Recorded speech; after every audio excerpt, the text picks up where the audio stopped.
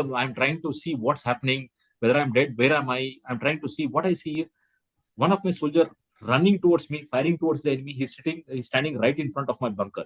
He's standing there and he's saying, Naveen, tu darna nahi, main aa gaya hu. The first thing which came to my mind was, I am alive. And I opened my eyes and see Captain Vikram Batra standing.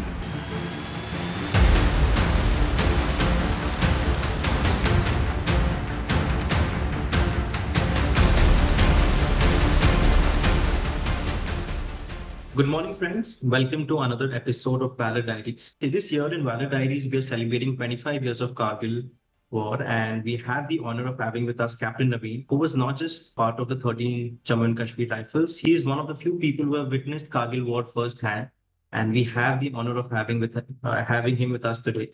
Captain Naveen, thank you so much for joining us, and it's an honor to be speaking with you. Thanks, Mr. Anish. Thanks a lot. It's been great connecting with you and coming on this platform. Let me also take this opportunity to congratulate you. The Kargil series, which you are launching on 3rd May, as a quite reputed band, and I'm quite sure, with the introduction of this Kargil series, you'll do wonders, and it'll be a real pride to wear those T-shirts. I'm sure. Thank you so much for that, sir. We continuously strive to create products which we aim to pay tribute to the valor and courage of people like yourselves. That is the small part that we as civilians can do from our end. So today in this podcast, we would love to talk to you about your journey through the army, about your voluntary participation in the Kargil War and the events thereafter. And our audience has been very keen to hear from you, and we have been trying to build an hype around it. And I think people are really excited to hear from you. So to begin with, sir, we just wanted to ask, how did we reach where we are, sir? How did it all start? How was your childhood like, sir? Where did you grow up? How did you choose to go into the army? Just a few minutes, if you can spend on your backgrounds. Oh, sure. Yeah, I hail from a place called Hubli. It's part of the Dharwad district in Karnataka. Grew up there, born and brought up there. I did my schooling from Loyance English Medium School and did my PUC education from PC Jabin Science College. That was the time, during the so-called formative years of PUC2 and subsequently in my degree. That is the time I came across the NCC officer whom I was quite impressed. I used to see him wearing the uniform and, the way he used to talk, the way he used to stand, the way he used to command, and that really fascinated me. But frankly, I was not a studious kind of a person. I was more of an outdoor person. You name a sport, I was good at it. Outdoor anything, कुछ भी करा लो मेरे से, I'm all in. But studies में ठीक था, मतलब average. I was slightly above average, you can call. And after that, I went to do my engineering in mechanical engineer from Bapuji Institute of Engineering and Technology. Okay. Yeah, that is the time. Those 4 years, what I came across, the NCC officer was my main motivation. So which year was this? Which year was this approximately? I passed out from in 1996. Okay. Yeah, 1996, I completed my engineering. During my engineering, that is the time, I made up my mind. If I want to have a career, if I want to know whatever I want to do in my life, I more or less firmed up. I knew that Defense Forces, Army is the answer for me. And 1996, I completed my engineering. And if you people recollect, that was a time when this management sector was opening up in a big way. Computers were coming in. And a lot of things were happening, churning out inside the country. We all completed our engineering, and Davanagere being close to Bengaluru, there are a lot of shift which was happening. A lot of my course mates came down to that point. Say engineering used to be that prime profession. Like, everyone wanted to become an engineer. Absolutely. Engineering was a big thing then. And with the computer sector opening up, all my course mates, trying to settle down in Bangalore, somebody preparing for, MS, they wanted to do higher studies in America. They wanted to go and settle there. A lot of people doing their computer courses, preparing for IAS, IPS, and whatnot. But I was very clear in my mind. All I wanted was to don the uniform. I wanted to wear the uniform. But there was slight pressure from my family side also, because my father's relatives, a lot of them are settled in US. So Okay. that parental pressure was there for me.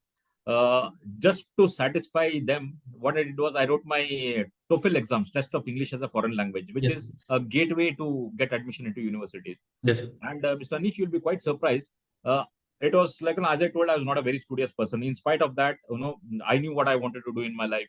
Just because of the parental pressure, I just happened to fill the this thing, TOEFL exams and appeared for the TOEFL exams with hardly any preparation. Preparation in the sense it was just, I knew the format, what's going to be asked. Apart from that, there was no preparation as such. And to beat it all, when the results came, I myself was surprised. It was 93 percentile. 93 Wow. percentile out of every 100 people who have written the exams, 92 people have 93. scored lesser than me. That Wow. came as a big surprise, as a shock to me as well. If I Yes, could sir. fare well. And I thought that is, I was slightly, in a dilemma in the sense I was thinking whether I'm a studious person, whether I'm not a studious person, doing TOEFL so well. I could have probably GRE also had I returned. I am Yes. sure I would have done pretty well, and I got into any Good good man. university in USA. But that point of time, I was at the crossroads. I took a call. I decided कि मतलब अगर मैं MS करने चला जाऊंगा parental pressure की वजह से, फौज तो कभी ज्वाइन नहीं कर पाऊंगा. अगर आज फौज ज्वाइन कर लिया, I of course fulfil my dream. At the same time I can do my MS anywhere. There is no age embargo as such. So Wow. that is the time I took a call ki nahi, the calling is the olive greens and I have to don that. And that's Same how. thing. I imagine the decision at that point with the TOEFL score of 93 percentile, with your parents wanting you to go there, and then the people do have a fascination for a career in the West, and Yeah. giving all that up for the uniform. So that really speaks volume about your patriotism at that point. No, Wow. it was just that, probably I in the next, next whatever talk we have subsequently, you'll come to know probably I was destined to join the defense forces, probably destined to do something for the nation, destined to fight the Kargil War. Wow, sir. It was all destined, I suppose. Destiny was written, I had to do that, and my colleague was also there, and God has been kind to me that I got that opportunity. How was the IMA experience, sir? How was it getting into IMA, and how was the experience that? Okay, before going to the IMA, let me just touch upon the service selection board interview. Oh yeah. Fortunately, yeah, I got service selection board. I selected Bangalore as a center. Okay. And Bangalore, since I was from Karnataka only, Bangalore was the easiest choice for me. So I filled up as Bangalore. The Bangalore interview came up. And let me tell you, Mr. Anish, I was clueless what's going to happen. I was just clueless. Once I got the letter, only then I realized the test is going to be for a period of 5 days. And if I get selected on the 5th day, I'll have to extend my stay for another week for medicals. Wow. I was under the impression एक दो दिन में खत्म हो जाएगा, but 5 days plus another week. That is the time I got to know. And when I ultimately they gave a date and time, शाम का 5 बजे तक a particular date दिया था. That time I had to reach there. When I reached there, again I was taken under shock. There are a lot of people who were there, and 95% of them were either from the defense forces fraternity or they have taken some sort of a coaching and landed up there. So you were there without any coaching, with no idea about what to expect. Absolutely nothing. Wow. Abhi to kya hai? Abhi to everything is available. There are so many Correct. coaching institutes Correct. in Bangalore, in Karnataka as well. You go into the net, you will give a mock interview, mock test, everything at the click of the button. Correct. I'm talking about 25, 26, 27 years back when there was no internet, you do not have any, unless you have somebody in the defense forces, there is somebody to guide you. Otherwise, you are clueless. Wow. So when I landed up there, when I saw all this, I told to myself, Naveen, tera kya chance hai? You come with so much of passion, with so much of hopes and dreams. But where do you stand? What are your chances? Before going off to sleep, I do a lot of self-talk, that has been with me throughout. I do a lot of self-talk. And that is the time I told me, Naveen, whatever happens, don't worry about the consequence. Your effort should be to give your best. Whatever best you can, whatever the situation arises, whatever the questions are posed to you, the group discussion, whatever comes in front of you, you perform to the best of your ability. And the screening test on the first day I cleared. After that, 3 days, 4 days of rigorous test happened. I'm sure you would be, if not entirely, you would be aware to what happens in the SSB Yes. interviews. Yes. And finally, when the day of the results were to be announced, our batch strength was a strength of 80. And our previous batch was also strength of 80. And our previous batch, out of 80, it was total washout. None of them had got selected. And in our batch, the D-Day is there, people are standing, people are all sitting with their chest numbers. And the officer with the list has come and he's ready to announce the names. I was thinking, Naveen, again, where do you chance? Although you're giving your best previous course, washed out, what's going to happen, what's not going to happen. The officer announces the first name. My name was not part of that. And the hope started dying down. The second name was announced. I was still not part of that. And I thought, previous batch washed out, this batch already too selected, and this is going to be the end of it. This is going to the end of your dreams. And believe me, the third name or the third chest number which was called was mine. Wow. That is the time I felt, wow, buddy, you've done it. It was like, the dream coming true. And that was one moment in my life, probably I'll remember for the rest of my life. So did that make you believe in the power of manifestation to a certain point that you had actually wanted it and actually manifested it? Like, seeing that NCC uniform, like actually visualizing it. Do you think that Yes. manifestation had As a a role to matter play? of fact, when I got selected, and when the joining instruction had come, those days we used to travel by train. We were authorized Yes. train then. From Hubli, I had to go to Delhi and Delhi to Dehradun. Yes. During the journey, I was wondering, Naveen, is it really happening with you? Are you really, going to Indian Military Academy? You're going to become an officer. Is it a dream? Will I woke up and suddenly realize that it's all a dream? No, throughout the journey, I was wondering, I was gazing outside and just thinking, Naveen, you ho raha hai tera saath. You're going to IMA. And I had to tell so many times to myself, Wow. Naveen, this is actual. And I really started believing in destiny. I started believing in the And how was your manifestation. family, sir? How did your family react? Family initially they were not very keen when they have to sign that the bond stating that they are ready to send their children and anything may happen, all that certificates which have to be signed. They are slightly circumspect about that. But gradually seeing my passion, seeing my commitment, they possibly couldn't have. I know even if they had refused, I don't know what I would have done. I would have faked their signatures. I would have done. I don't know what I would have done, but I would have gone for sure. That is one thing was very clear in my mind. I would have reported, come what may. And probably they had to accede to my demands, and finally they agreed. And then off to Indian Military Academy. And training in Indian Military Academy it's really a cultural shock. For a person like me from a defense background, not from a defense background, not having any knowledge, you suddenly land up there. And you know what's let me tell you one thing. When you land up there, जैसे movie में दिखाते हैं ना, बाल काट देते हैं, छोटे छोटे बाल काट देते हैं, it perfectly happens like that. And probably one army uniform तो नहीं मिला था. आर्मी इंडियन मिलिट्री एकेडमी को यूनिफॉर्म पहनती थी, मुझे ऐसा लग रहा था. आई first time I started liking my short haircut. First time when I went to the drill square, first time I probably started liking my shoes getting shined. Otherwise, आपको पता है सिविल में कैसे चलता है कि मतलब जो शूज पहन के चल दिए. I first time I started loving my dress. I started loving my shiny shoes. And it went off very well. It was, although the training was tough, tough in the sense it's really tough, really really tough. Somebody who is physically fit should venture into it. Otherwise, you'll be under cultural shock. The reason behind that is, it is like you enter as you a civilian, get trained there as a gentleman cadet, and then you have to transform into an officer. For that, they'll have to first break you, then they make you.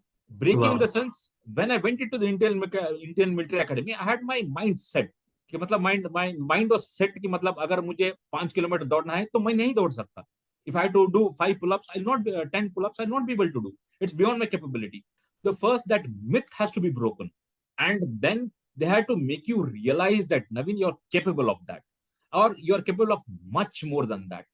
That everything, believe me, the physical stamina, the physical fitness, the agility, horse riding, swimming, shooting, यहाँ तक कि less कैसे बांधा जाता है, spoon को कैसे hold करते हैं, फोर्क को कैसे होल्ड करते हैं, how do you drink a soup, whether the spoon comes to you और you go towards the spoon, how do you eat a केला, बनाना तक कैसे खाया जाता है. To that level, they have to train you, and the time available is 1 year. You will have to completely transform from a civilian to a gentleman cadet to an officer of the Indian Military Academy, one of the finest institutes. If they have to do that, then you can imagine the kind of rigorous training which happens there. At any point during your training, did you feel that, why am I here? I should have gone to the US, I should have done that. Like, did at any point, because as you say, the training is so tough. So people do self-doubt at certain points. Did that feeling ever come to you, sir, during a training? Every day. Every day for that matter, that used to think, kahan aa gaya? But I never told anybody because I didn't want to give the satisfaction to those people ki matlab isko pakad ke le I wanted to prove them wrong on the lighter side. But the call or the call for donning the uniform, serving the nation was so attractive, so great. I never thought about that. That kept you motivated. That's one aspect. And the second aspect is Indian Military Academy doesn't give you time to think. If they give time to think, you'll start thinking ये कहाँ आ गया. तो time ही नहीं मिलेगा. आप खड़े खड़े सो जाते हो. आप खाना खाते खाते मतलब दौड़ दौड़ के खाते हो. अगर खाना भी कंप्लीट नहीं हो पाता, you stuff some 2-3 breads with butter in between into your dangri pocket and rush. That is the kind of training. That's the kind of commitment you have there. So you hardly get any time for frivolous things. You just don't. They just don't give you time to think. Matlab 24 hours you're on. Maybe you're sleeping for 2 hours, 3 hours a day, and that was the moment you hit the bed. It's like you enter into a state of coma, in the sense sleep coma, induced coma. You got into sleep, and the morning alarm bell rings. Somebody ustad is standing there outside with a whistle in his hand, blowing to on top of his lungs, and then you rush. So that's how the curriculum in IMA is. Wow. So what were your preferences in IMA, sir? Did you choose 13 jackraves, or how did it work, sir? Oh, not really. It so happens, there are people who are in the top bracket. Obviously, I did well, but not to the extent. I'll tell you, our entry was through engineering. Correct. From engineering, without a defense background, you are trying to compete with people who have come from National Defense Academy, Kadakapasala. And even from army schools previously, where they've been groomed from the. They have come from army schools, they come from Sainik schools, and obviously landed up in National Defense Academy, Kadakapasala. And 3 years of the same training they have already undergone. So a cadet, a gentleman cadet who has already put in 3 years of service, and with a person with a civilian background like me, it's very difficult to compete. Correct. And out of a strength of around 500 plus cadets who were to pass out, major chunk of them is formed by National Defense Academy cadets, maybe around 70 odd percent or 30% are others like us. Okay. So it's difficult to compete. So the major block, the first block, or the toppers was predominantly, I don't say there are others who don't make it to there, but in all probability, the major chunk is formed by them only. So they get their choice, and rest you're allotted as per your performance, as per your background of education. Depending upon that, it's allotted. In my case, it was Corps of EME, but in the first year of attachment, it was 13th Battalion, Jammu and Kashmir Rifle. That's how it happened. So any reasons for that, sir? Like first year, then you were going to be transferred to the EMEs? Yeah, it always happens, to give an exposure. Like, I was a mechanical engineer. Correct. So for the rest of my army life, probably I would have maintained vehicles, all the sorts of equipments which army uses. My job will be restricted to that. So in the first year, to give you exposure to what actual combat is, so that we have a sense of the combat preparedness, they send us to an infantry unit where we get exposed to how they perform. And I think so your exposure was up to the maximum which one can have in their entire tenure. Oh yeah, people spend a lifetime in army and don't get to see action. I was fortunate. That's why I call myself fortunate. And so I joined and the Kargil War happens, and I was there in the battlefront. Your commissioning year was 1998, I'm assuming, sir? Absolutely. December 1998, I got commissioned. So I always ask this to whenever I get a chance to speak to any of the veterans. So how was your first day when you had landed on your Paltan? So how was that day? Like, was it full of, like pranks? Was it full of old monks? Was it full of, the CEOs bashing you? Like, was it like, how was your first day, sir? Okay. What happens is, when I got commissioned, December 1998, I got commissioned, and January 1999 was the time when I joined the unit. It all depends upon the location of the unit. Correct. My unit, that is 13th Battalion Jammu and Kashmir Rifles, was located in a place called Sopur in Jammu and Kashmir. Okay, sir. And Sopur, those of you who follow the militancy, yes, those days, the Jammu and Kashmir geography, Sopur was considered as the hotbed of militancy. There are a lot of militant activities there. You have to be always on your guard. These pranks are also part of the army. They generally happen in peace areas. Wherein you join to a peace area, you take it for granted that there will be a prank which will be conducted on you. They will do it. They will do it. But in an area like Sopur, it's a pretty dicey place. It was a pretty dicey place then. So I really didn't have that luxury, or I didn't get exposed to all that this thing. It was hardcore anti-terrorism activity we were into. The first day I went to the unit, reported to my adjutant, and then I was taken to the 2IC. Then I was taken to my commanding officer, and the task was clear cut. No, what has to be done the next day? Matlab, the same day, the sort of dining in was there. Dining in meant to, as you said, the soldier doesn't go without an old monk. The party doesn't finish without old monk on the table. And I was a hardcore old monk fan those days. तो yes हमने bottle bottle पूरा polish कर दिया, वो mess के अंदर था. And the next day again, the task is well cut out. You visit all the Alpha, Bravo, Charlie, Delta units. Get to know the area familiarization, and then you will be given one particular company wherein you'll start serving and start delivering. And that company was, which company was it, which you were along? I have to tell a word about 13th Battalion in Jammu and Kashmir. When I joined the unit, what a fantastic unit, Mr. Anish, it was.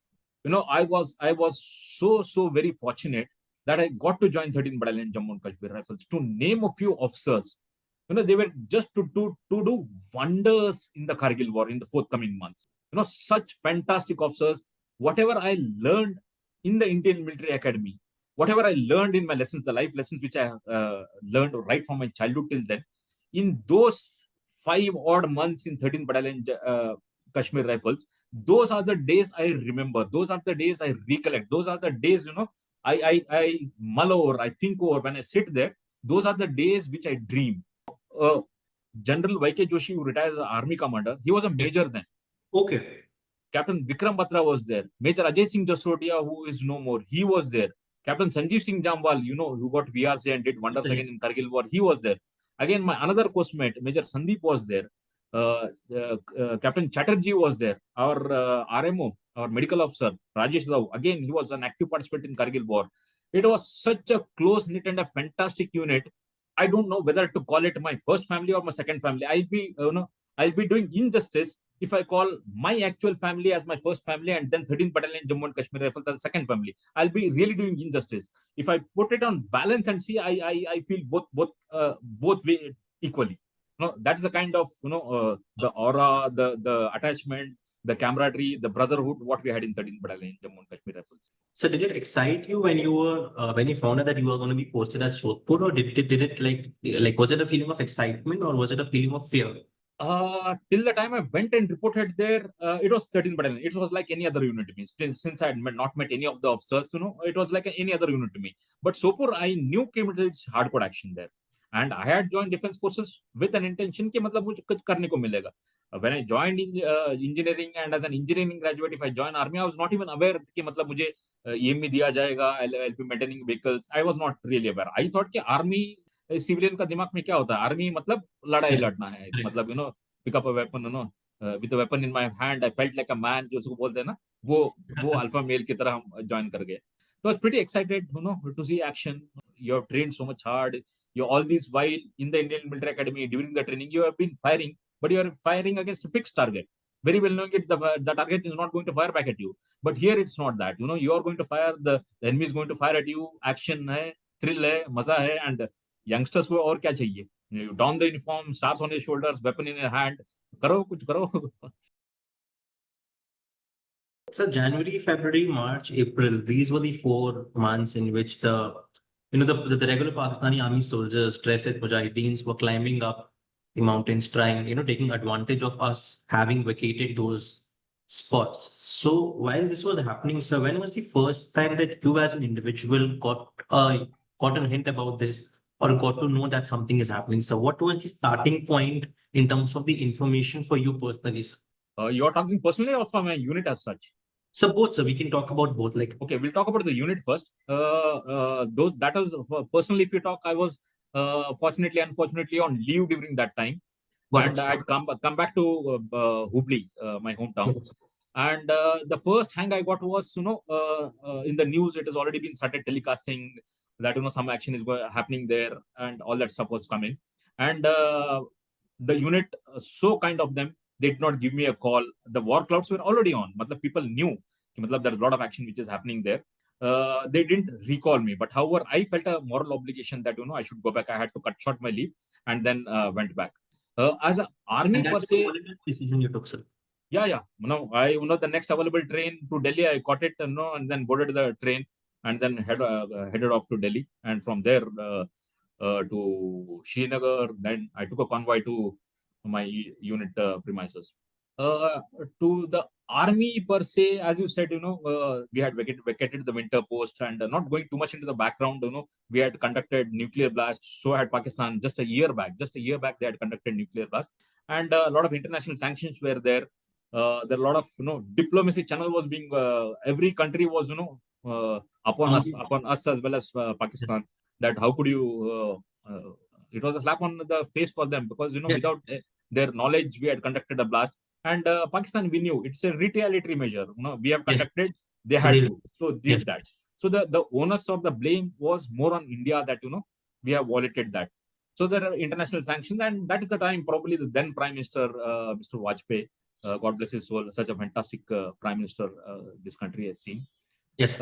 He was the one who took this initiative, and he said, let's mend ways. And that is the time he went across what we all know as Lahore bus diplomacy or Lahore declaration.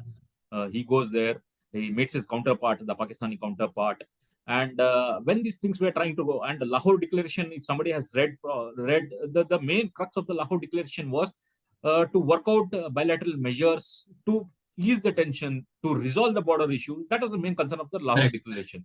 And somewhere down the lane, the Pakistani army probably was not in sync with what the civil administration wanted, because as they famously say, every country has an army, but Pakistani army has a country. So they are so dominant. The tug of Yes. war between the civilian democratically elected government and the military, there is always a tug of war. Who So has a it, higher hand? the reason for this, sir? Why is it? So India and Pakistan, both two countries traded out of a partition in 1947. How did these two divert, paths in which Pakistani army became a dominant feature in the managing of the day-to-day affairs of the country, and wherein in India we had the democratic structure upheld and maintained. So where did Pakistan go wrong in this? Okay, let me tell you that.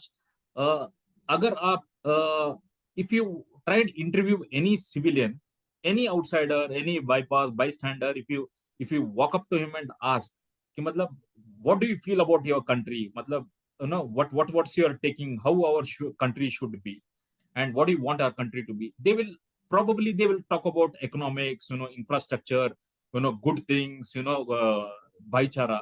But at the same time, if you ask a Pakistani, they were always been brought up with this narrative, destruction of another country, total dominance by our country. That is the thing which has been fed into the civilian mindset. And the civilians are expecting the same thing for everybody else, the politicians as well as the army, to speak in that language. अगर हमारे तरफ किसी को आंख उठा के देखेंगे, हम उसको तोड़ देंगे, फोड़ देंगे. अगर हमने न्यूक्लियर बॉम्ब हमने सजाने के लिए नहीं बना के रखा हुआ है, अगर इंडियन आर्मी हमें अटैक करने की कोशिश करेगा, तो उसको तबाह कर देंगे, नक्शे से मिटा देंगे. This is the only thing which has been built up in there, the citizenry mindset. And this, who is the answer for this? The army is the answer for this. The civilian administration is not going to destroy India. The capability lies with the Pakistani army. So they're heavily dependent upon Pakistani army. And Pakistani army, over a period of time, has started enjoying the powers, enjoying the support, which gradually, it is total topsy-turvy now. But in the initial phase, at least it was army was like Khuda to them. It was, the politicians were second-rate citizens.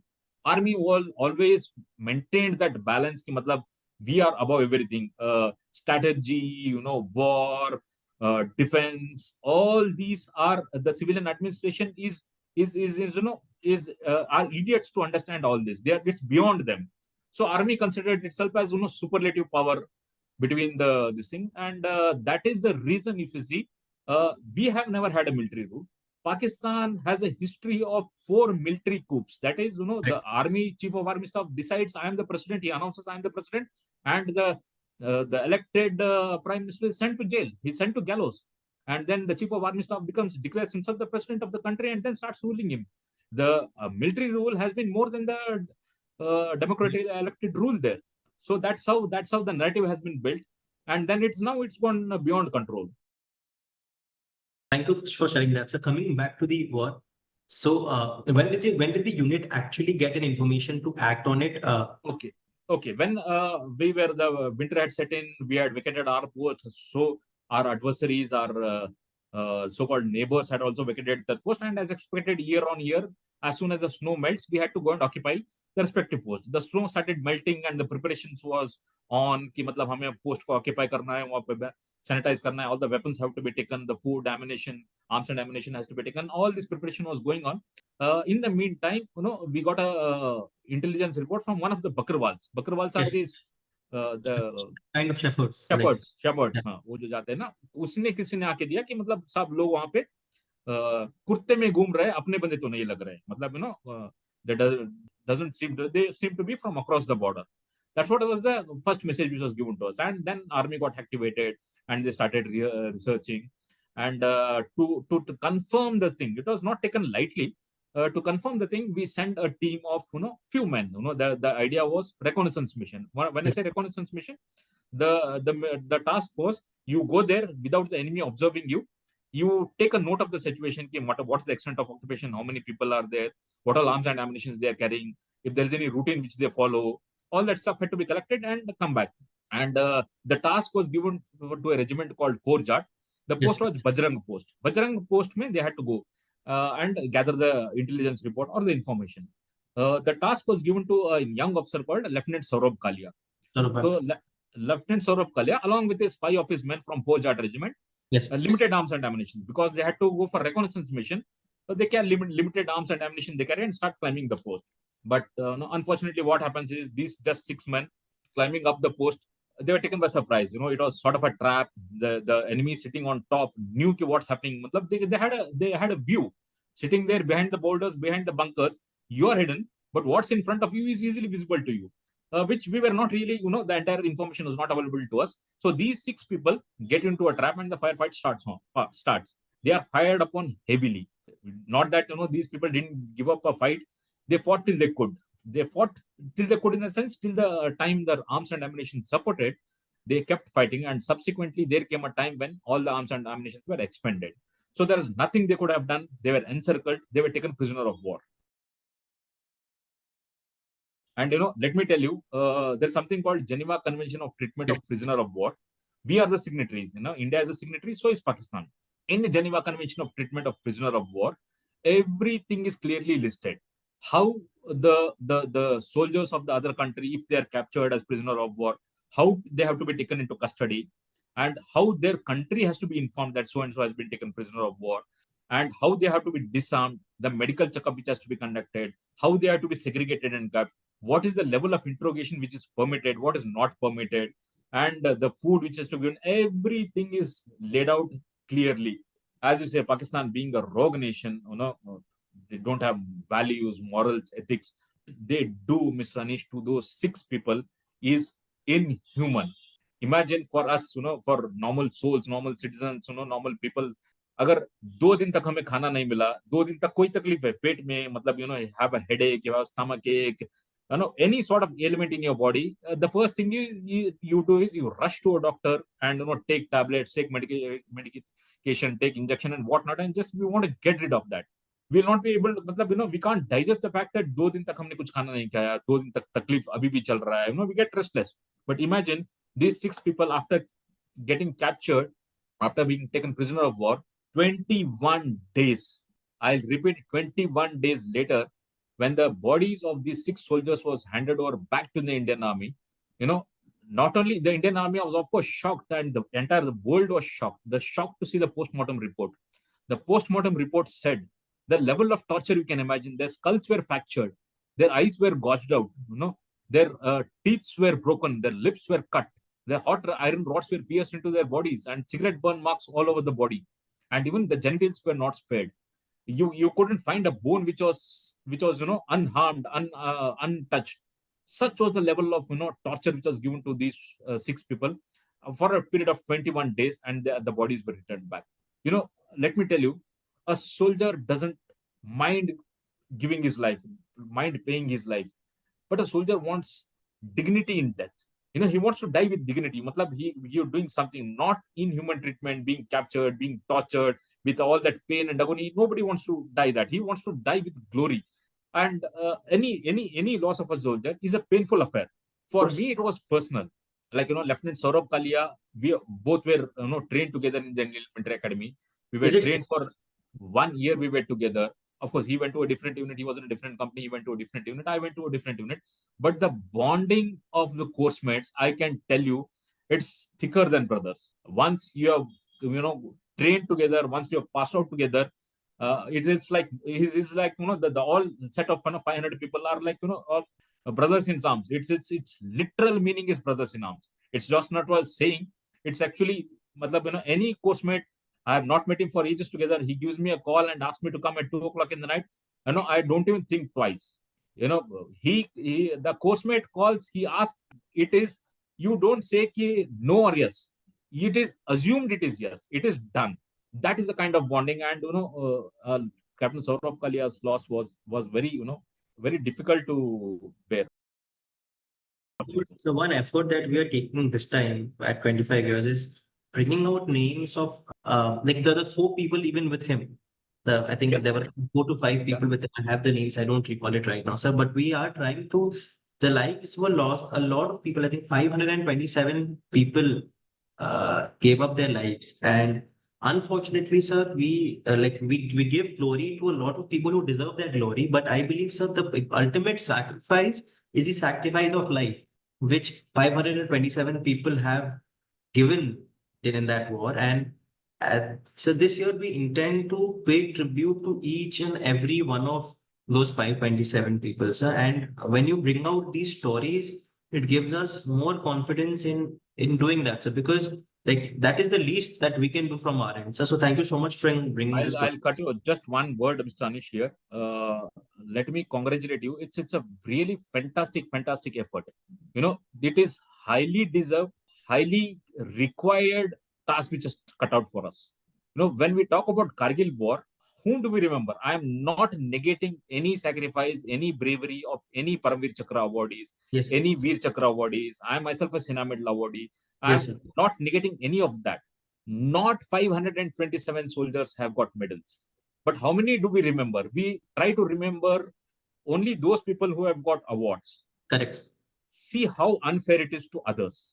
Yes, sir. At least I have got a platform. I know people recognize me, at least in the state of Karnataka. There are a lot of people. So I'm not speaking for Yes. myself. I am speaking for the left out ones, the unsung heroes. Nobody walked there up for a suicide. Everybody went there to fight, to kill the enemy. And they did their best in the bargain. I never say they lost their lives. They willingly gave up their lives. Lost their limbs, lost their lives is a wrong acronym to use. They willingly give up their lives so that you and me can be safe. The citizens can be safe. The territorial integrity can be maintained. For all that, there is something which is inbound upon us to ensure that they are remembered, their families are taken care. This is the larger message which you have to convey to the society, and I'm very glad that you have taken this effort to recognize those 527 soldiers who have sacrificed their lives, and just not restricting ourselves to few people who have already got attention. We recently had the honor of meeting Param Vichaka Sanjay Kumar sir. He's from my unit. He and so yeah. Let me add one more. Sorry for cutting you again and again. Let me add one more this thing. My introduction. There are a lot of people who introduced me as Kargil War hero and what not. But my identity is, I would like to say, if in the history of independent India, if there is any unit which has been awarded 2 Paramveer Chakras in a single battle, that is 13th Battalion Jammu and Kashmir Rifles, which I was part of, and that is the only introduction I would glad to listen. That is why it's an honor for us to be speaking with you today, sir. Like Sena Medal awardee from that, it's a huge opportunity, sir. So we recently had a small event here in Calcutta, And Sanjay sir was here, apart from with Colonel Joydas Gupta as well. Oh And yeah, yeah, yeah. so we It was were conducted by. It was organized by yes, Desh, I suppose. yes, yes, yes, yes. Yes, yes, yes, yes. So we were also part of that event, and we like one thing which Sanjay sir said that really we kept with us is that if India was in that position, if India was at that peak where where Pakistan's position was, no matter which army of the world came, U.S. army, Russian army, uh, no one would have been able to capture us. Like he was trying to say the geographical advantage what Yeah. Pakistan's what Pakistan had and the unprofessionalism by which he told us stories how they used to run away, which I'm sure you will also tell us now when you talk us through your journey, how they used to run away even by just hearing the war cry. And when they used to march, Pakistan used to hear the war cry and they used to run away. And Yes. that gives us a great confidence in our armed forces when we hear these stories. It gives us so much pride and it fills our heart with like something that I cannot even describe. It's giving me goosebumps right now. So that is something that I just wanted to share with you, and that is something that has been in my mind in terms of how we have shaped our 75 years and how they have shaped the 75. Absolutely. Continuing, sir. So what happened post that, sir? So when did your unit actually get engaged? So when did you like what happened post that? So if you can talk us through the journey of the entire until the Vijay Devas, sir, we would love to hear from your first hand stories. In one go. Please, sir. Like in one go, we would like the stage is yours. Okay. So when this OBJ started, as I told, our unit was located in Sopur, and subsequent when things started heating up, when intelligence reports started trickling in, there are a lot of peaks. It's not only one peak, it's not only Bajrang Post. There are a lot of intrusion which has happened at various places, and that is the time uh, the Indian Army started mobilizing its troops. When I say mobilize, the army was thinly spread over in that area. It's a mountainous terrain, and there will be gaps. There will be places where intrusion can happen. So all the gaps had to be filled, and there were manpower which was required to carry out the attack to evict the army from the post which they had occupied. So army starts mobilizing the army personnel. So 13th Battalion Jammu and Kashmir Rifles was also one of the unit which was told to relocate from Sopur to the line of control. We were in the midst of Jammu and Kashmir. We were not on the line of control. So in the mobilization process, we were also we were told to come and deploy ourselves in Dras sector. So we start moving. 48 hours was the time given to us, and then we wind up, and then we start moving towards Srinagar. We cross Srinagar, we cross Zozila Pass, and we come to a place called Gumri, and that is the area we were asked to pitch ourselves, and we pitch ourselves, and then uh, the task was cut out. We were told what all actions are to happen. And the first attack, which the task which was given to 13th Battalion Jammu and Kashmir, 5140. Point 5140. Let me tell you what are these points. There are a lot of hills and hillocks there. Not every hill can be named. So they are identified by the altitude. When I say 5140, it's 5,140 meters Meter. above sea level. Approximately 16,000 feet. 15 Yeah, to 16. around 16,000 feet. So we were tasked to attack that, and to climb at that altitude, you require your body to be acclimatized. Correct. 10,000 feet, 12,000 feet, you go to 10,000 feet, stay for some 2-3 days, and then body get used to it, and then you move to another 2,000 feet, your body get accustomed, and then you keep on moving. That's how you acclimatize your body. But the luxury of time was not there with us, and the moment we started moving in, we started mobilizing, we started collecting arms and ammunitions. Orders upon orders started coming. Units were to start commence the attack.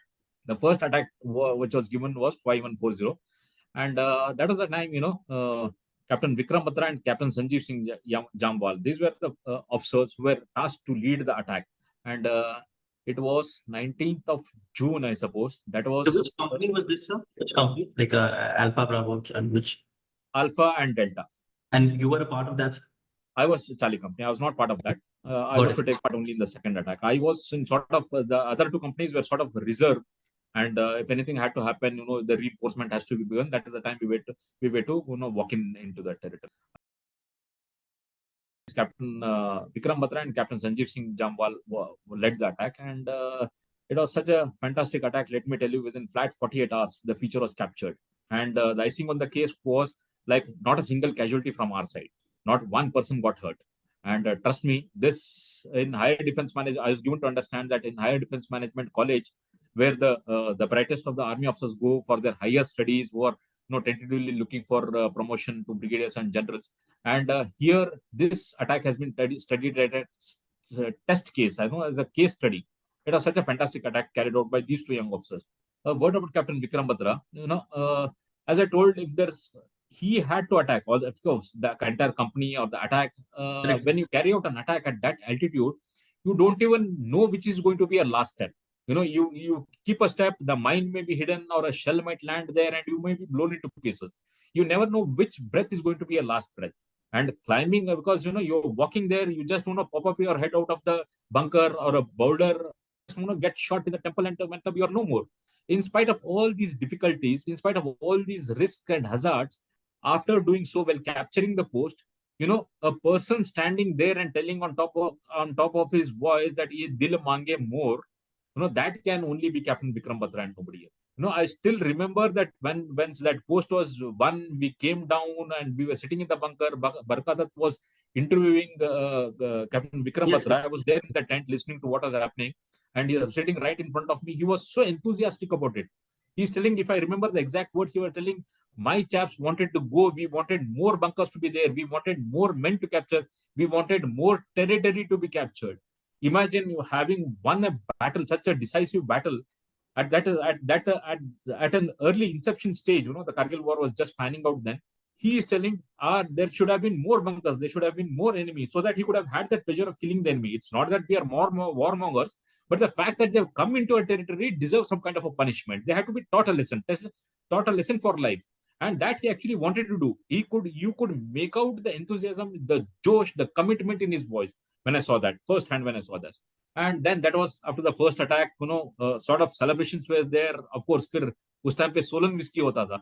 हमें okay. पता था Solan whiskey was very famous. He was a Himachali whiskey, and we opened that. We were enjoying the drink, because we knew for the next 3, 4, 5 days we are not going to call for an attack. There is something. What was the date approximately? This This date. was, yes, sir. तो 19th को attack was carried out, 21st को हम लोग वहीं पे थे, 22nd, 23rd, 24th Of May. we handed over the post and came back. Maybe Of- around of May. maybe, sorry, May, of May. June. I'm talking about June. June. So around 25th, 26th of June, we were in the tents down below, and with the jam session going on, and Wow. he was narrating all sorts. He and Jamwal were the blue-eyed boys. Then they were the stars. All were youngsters. Like I had just commissioned in January. We were in May, June, just about 5 months. I was called the baby of the battalion. Myself and Sandeep were sitting there. Next attack, kiske palle padega? Who is going to lead the attack? Who is going to reach the top first? All this, it was really fun. Now it's hard to imagine. Battle is happening there. War is happening there, and we have won the first battle, and now we are sitting and discuss the second attack. Who is going to lead? Who is going to win? Who is going to be the first one who will reach the pinnacle? And who is going to get the maximum kills? It was fantastic. That was one event what we slept in the tent together. Fear attached to it as well, right, sir? Like it must not be all hunky dory. There must be some fear attached. Like, so how was the atmosphere there? Like, so what See, was the there? atmosphere, I'll tell you. Somebody telling that fear factor was nil, negative. It's all fast. That fear is there. And also, let me tell you, whatever plans you make, whatever strategy you make, whatever the preparedness, whatever the training you make, that will all remain till the first bullet is fired. I'm making a strong statement. Till the first bullet is fired. Once the first bullet is fired, it is the men on ground. It is the officer in charge. It's the JCO in charge and junior commissioned officer in charge, and the men under your command are there to fight the battle. The war, you might have planned anything. You will attack from left axis, then another section will go from the right axis. In the center, somebody will be giving covering fire. It may not work totally. You may have to take a different path altogether. So that fear is there, or that plan is there only till the first bullet is fired. Once that starts, after that, it's the instincts which take over. The fear vanishes.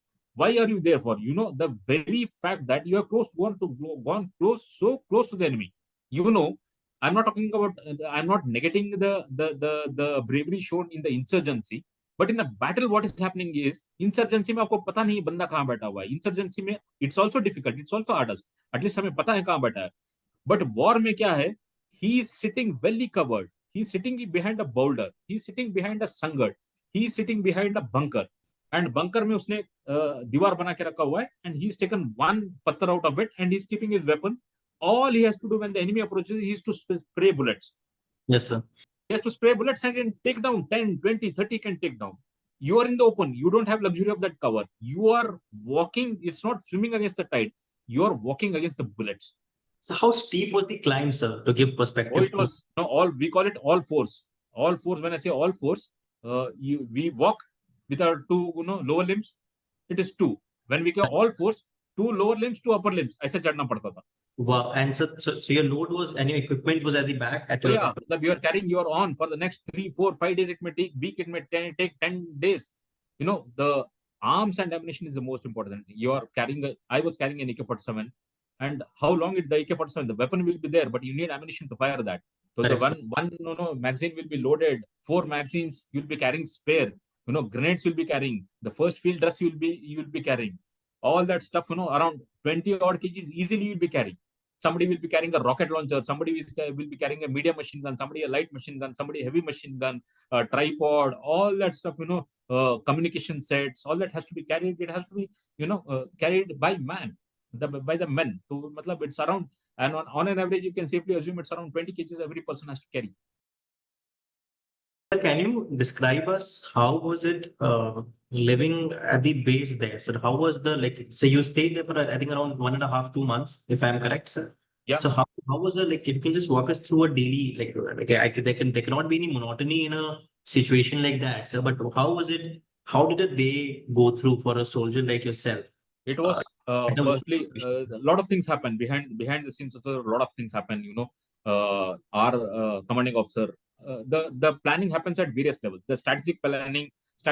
When I say the tactical, the strategic planning are two different atmospheres. When I talk about the strategic planning, people sitting in the higher headquarters, the higher ups, the generals, the brigadiers, the commanding officers, they'll be taking a decision. Ki, first week we capture, the second week we capture, and we cut off the area from the third feature, we isolate it, then attack, and this gives us access to the other feature. This is at a strategic level thinking.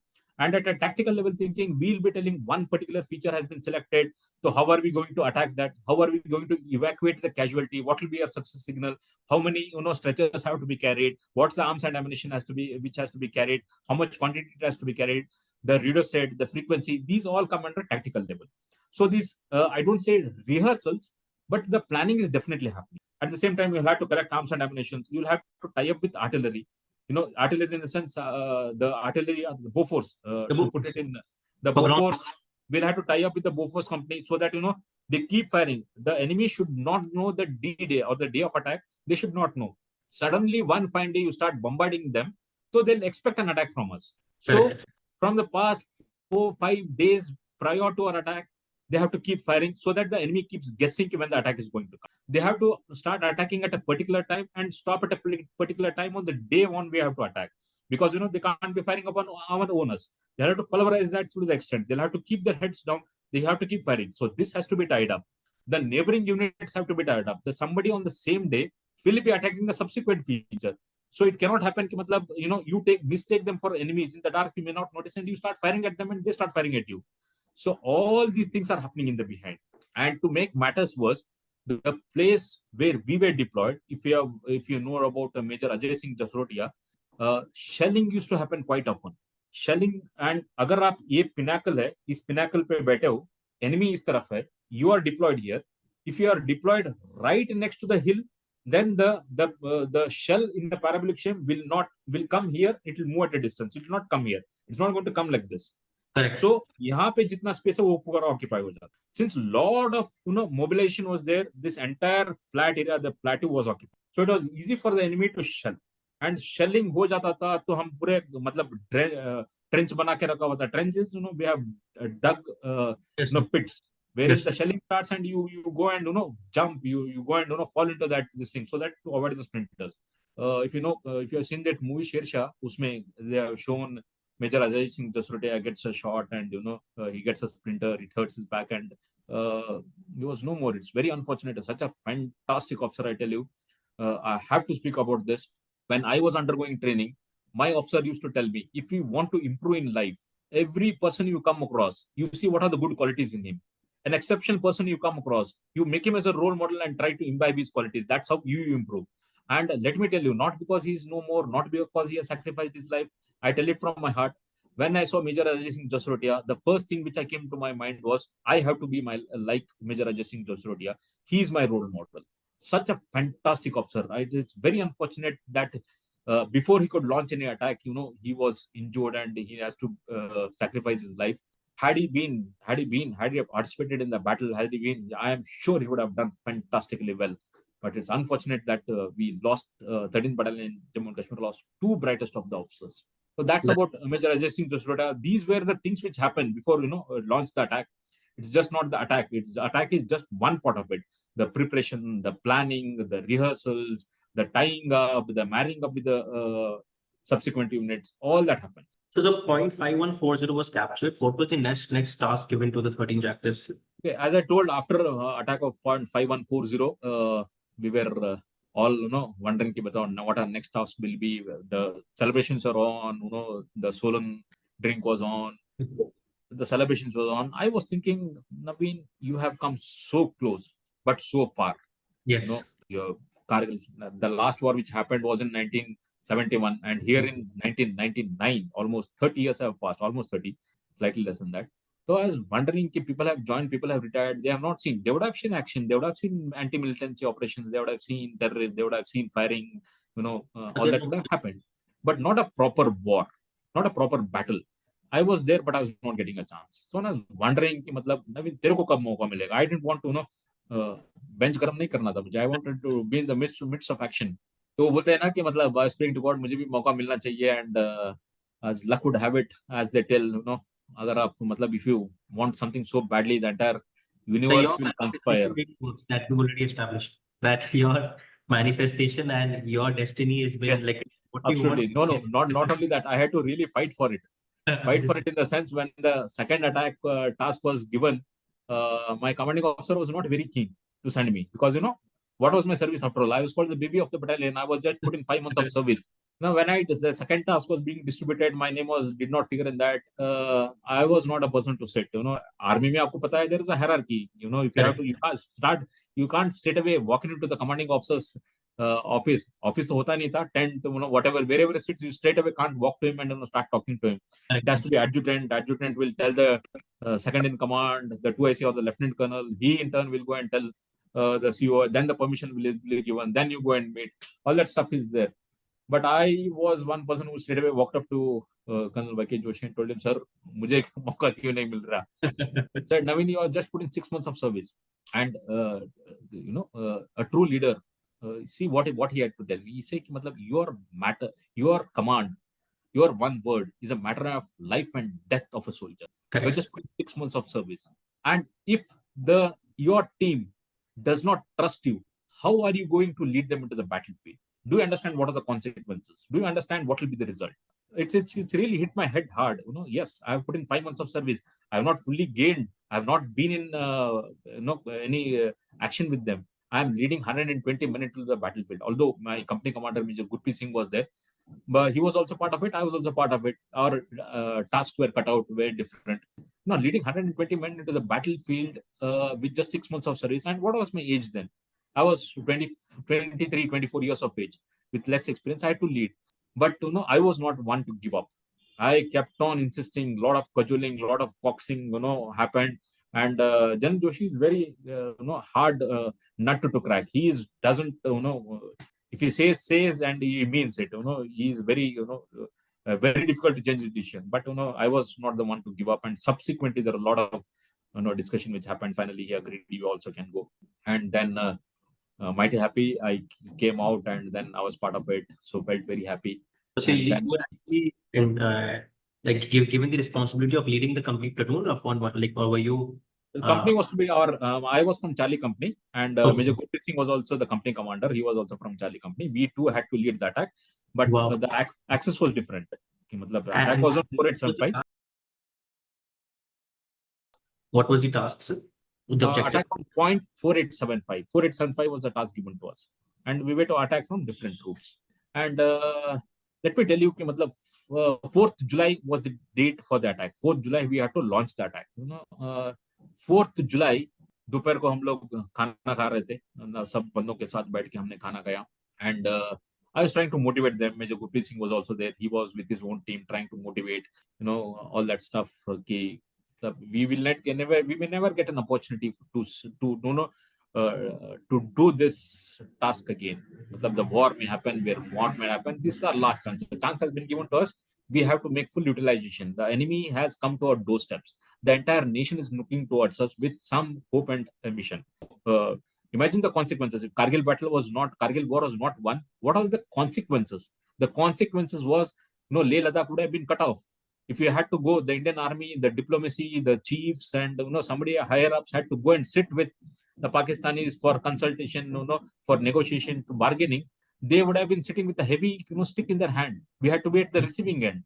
That was not acceptable. Entire nation was looking at us with some hope and aspirations.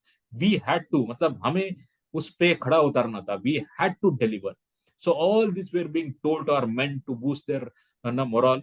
And दोपहर को खाना खाते ही शाम होने लग गया. शाम होते होते, what happens is there are certain formalities what you do. Not everybody does. It's depending upon what you intend doing, how do you interact with your men. There's something called unposted letters. Unposted letters we all have to sit together, write letters and deposit it. And if, God forbid, something happens to me, the letter would have been given, whatever I have written, whomever I have addressed to, that should have been delivered to the person it has been addressed to. Same with all my men there. And I had to make them write. I had to tell 120 people standing in front of me and telling them कि आप एक खत लिखो. जो आप वापस नहीं आते तो आपको आपके घर वालों को ये खत लेटर पकड़ाया जाएगा. अगर वो वापस आते हैं तो then it will be written back to you. It may look pretty simple, but imagine I, with just around 23, 24 years of age, 120 people standing in front of me, and I telling them, you may not come from the battlefield. That in essence, in effect, means that you may die in the battlefield. No matter how strong you are, looking into their eyes, 120 men standing in front of you, it's a very arduous task. But I had to do it. I had to do it. I did that. I told them. A lot of people wrote and deposited. I also wrote and deposited. And then the second one is we deposit all our belongings. Belongings in the sense our name tags are taken, our stars are deposited, our identity card, our purse, everything gets deposited there. It has again a very valid reason behind that. Firstly, why carry that much of weight? And second, the most important is if you are carrying your I card and you are captured by the enemy, so then the enemy knows what's your name, what's your IC number, which unit you belong to, your date of birth, your blood group, everything is written in that. So to avoid all this, everything gets deposited. It may look pretty simple. Everything gets deposited. You come back, you collect it. What's the big deal? But the deal is, I've seen so many soldiers, opening up their wallets, opening up their purses, and looking intensely, gazing intensely, probably at the photographs of their near and dear ones, probably the photograph of their children, probably the photograph of his wife, his parents, and tears rolling down their eyes. What would he be thinking? Just pause for a while and think what he would be thinking. It's easy to talk about battle. It's easy to talk about fight, fire, weapon, victory, flag, all fine. But at the ground level, when you come just before launching the attack, what's the mentality of the soldier? What does he think? That also has to be given some due time.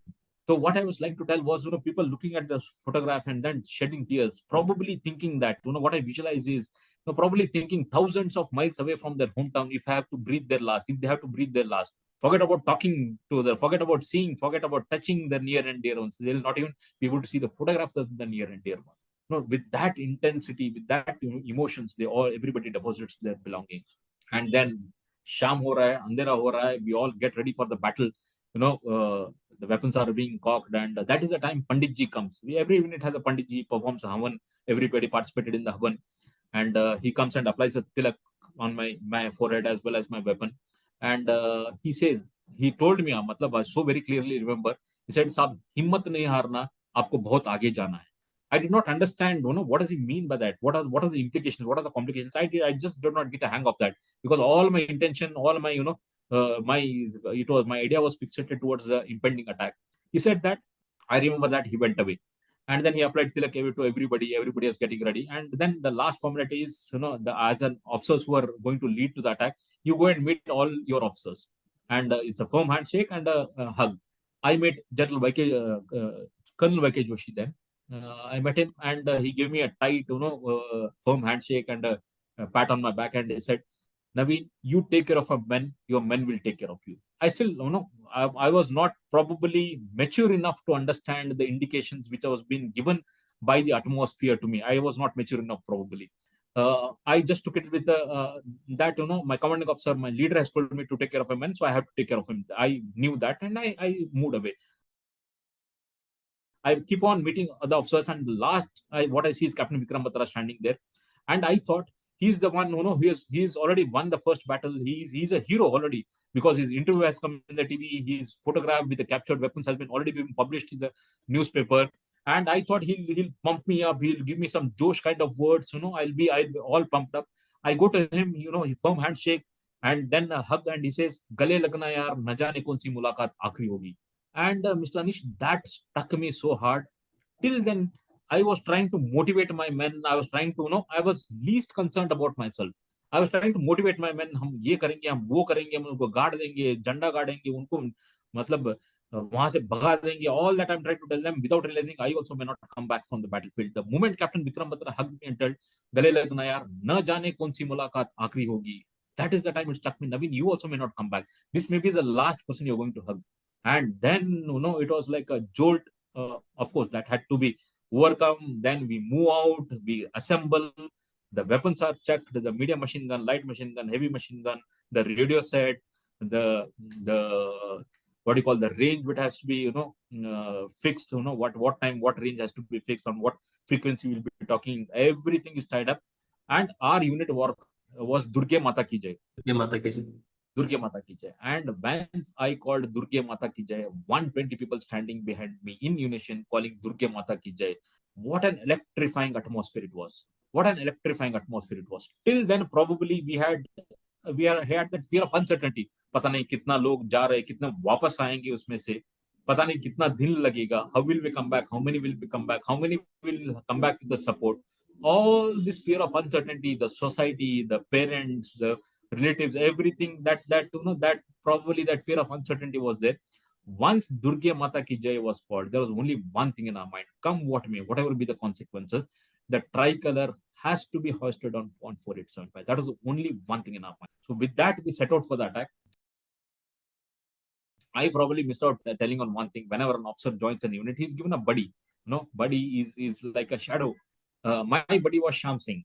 And Sham Singh, I used to call him Shame. He was throughout with me whenever, right from January when I joined the unit till the time the attack was to happen. He was there with me only. I used to call him Shame, and there was quite a camaraderie attachment between us.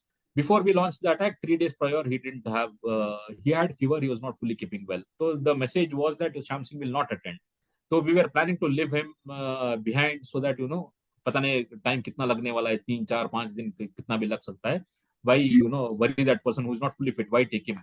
The moment he got this message, he came running towards me, and quote unquote, he came and says, he says, "साहब अच्छे दिन में आपके साथ था, अभी बुरा वक्त आया हुआ है, मैं आपको अकेला कैसे जाने दूं?"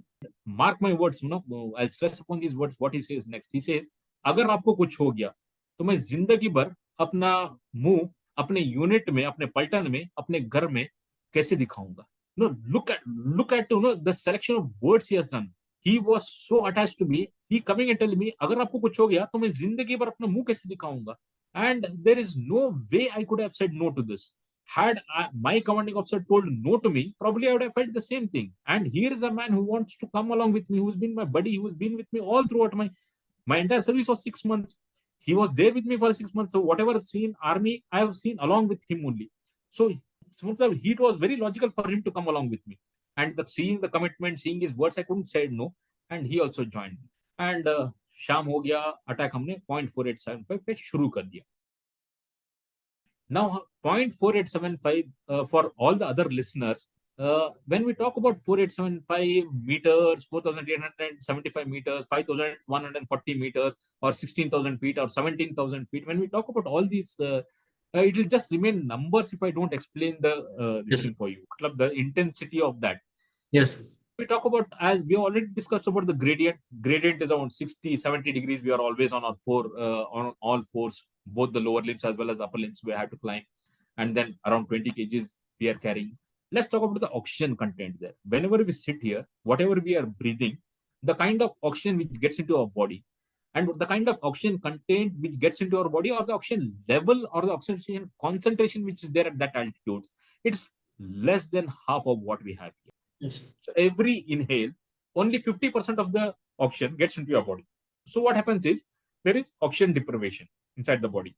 And then you, for like, you are running 10 meters here in the normal circumstances in the sea level, or walking 10 steps there is almost equal. That's the kind of exhaustion you have, because the oxygen content in the body becomes lesser and lesser as you go up in altitude. So with that 20 odd carries caging, and you don't have the luxury of walking every time. You have to dash down, crawl, run, hide behind a boulder, pick up your weapon, draw your weapon, point it towards the enemy, fire, then again keep it, then duck down, then again run. So it's really an other task. Fighting battle is one battle. Reaching there, the climbing the mountain is another battle in itself. So when I talk about 5140, it's a huge one. Talk about 4875, it's a huge feature. It is not that on top of the feature, on the pinnacle, there are 4 or 5 enemies in one bunker sitting. It's not so. There's something called a ridge line. Ridge line is wherever you can climb. Wherever Yes, you can climb, probably we generally climb on a ridge line. And wherever the possibility of for them, we are the enemy. For them, wherever the enemy is likely to come, they would have built sangars, bunkers, or hid behind boulders waiting for the enemy to come. So we have to clear bunker by bunker, sangad by sangad, and then move to the pinnacle. The fourth night, we set out for the attack. Fifth, early morning, we had reached a place when I could locate 3 of their bunkers, and the enemy is not aware. The Pakis are not aware that we have launched an attack, because shelling was ticking at odd times and odd days and odd places. The shelling was happening. So we had always kept the enemy guessing when the attack is going to come. They were not aware the attack has come. And was there covers? So was there enough covers when you were climbing up? no, it was on the dark, in the dark side. रात में शाम को attack, शाम को हमने चढ़ना इसलिए शुरू किया था, because we reach to the maximum possible extent wherein we have contact with the enemy. The first contact, the first foothold what we get is from there. We carry out, we launch the attack from there. This is the attack part. We occupy the first 3 bunkers and then we launch attack from there. So fifth early morning तक हम वहां तक पहुंच गए थे. 3 bunker मुझे दिख गया. So I realize now, if I take the entire team of 120, if I take whatever team I had, if I take them along, obviously there's going to be a lot of noise. Somebody is drawing weapon, the metal clinking sound will come, somebody will trip, somebody, a boulder will roll, a small rock will roll. So that causes disturbance, causes sound, and the enemy will get alert. To avoid that, what I did was, I selected a team of 10 people, and the idea was 10 people formed into 3 groups, and then all these three teams crawl towards that bunker without the enemy coming, without they knowing that we have come. Crawl, I'm sure, for crawl, most of us to drag our body. We don't want to expose ourselves too much. So the best way is to crawl, to reduce the size of the target. If you walk, so much of body is exposed. To crawl, only the head is exposed. So we crawl, and the moment both the reach teams, I with my team reach the center bunker, I give a signal, and the moment the signal is given, the grenades have to be drawn, lobbed there, weapons have to be drawn, and then bullets have to be pumped. That was the plan. Both the team reaches their respective places. I with my team reach my respective place. 10 people put together, spread at 3 different bunkers, and I see both the teams have reached. My team has reached. I give a signal, and let me tell you, Mr. Anish, it was hell broke loose. सन्नाटा था बिल्कुल. पहाड़ के ऊपर अंधेरा है, सन्नाटा है. All of a sudden, it was like, hell broke loose. You see grenades, you see, weapons being drawn, you see bullets, you see flashes, and suddenly the hill lit up. The Pakistanis up above realized, attack has come. They started firing. Our men, they were also told to give us covering fire so that the enemy doesn't come towards us. There is no movement, there is no reinforcement. That was to be kept under check. So they started firing, and it was hell broke loose. But fortunately, before these 3 bunkers, the people, the enemy sitting, the soldiers sitting in those bunkers could realize what had happened. We had neutralized them, because we didn't give them any reaction time. We neutralized them.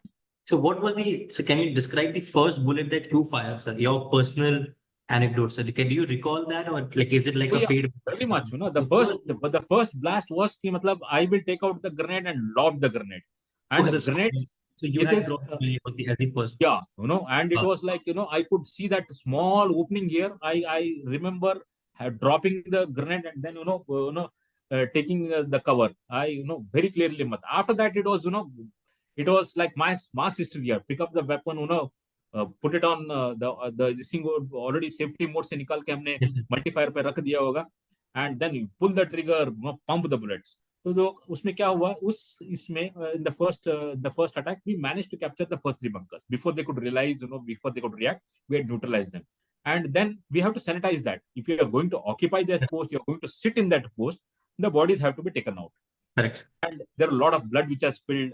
Ice निकाल के उस blood के ऊपर, you'll have to thin that, you'll have to sort of wash that. Otherwise, Yes, how sir. are you going to sit there, how are you going to stand there, how are you going to Yes, operate sir. there? The Yes, blood sir. has to be removed, and the best way of resuming the blood is take a heap of ice, drop it over, so it will melt Right. away along with it. We started doing that, and the weapons earlier there, whatever weapons we had captured, they were pointing towards us, they're pointing downwards. Yes, Now sir. I'll have to set it in the position where we have to carry out the attack further. And I, as a team leader, also has to see that we don't crossfire the next two bunkers. We shouldn't sight the weapons in such a way that we fire upon each other. So they Yes, have to sir. be equally spaced. I was trying to manage all this, and अंधेरा खत्म हो गया, सुबह होने वाला था. What I see, the right bunker, left bunker, I'm trying to visualize all that has been occupied properly. The guns have been sighted properly. All that I'm taking a stock of that. Suddenly, what I realized is one of my men has fallen down with his face down. And I could make out from the uniform that he's my man. I couldn't recognize who it was, but with his face down, I could see the uniform that it's my man.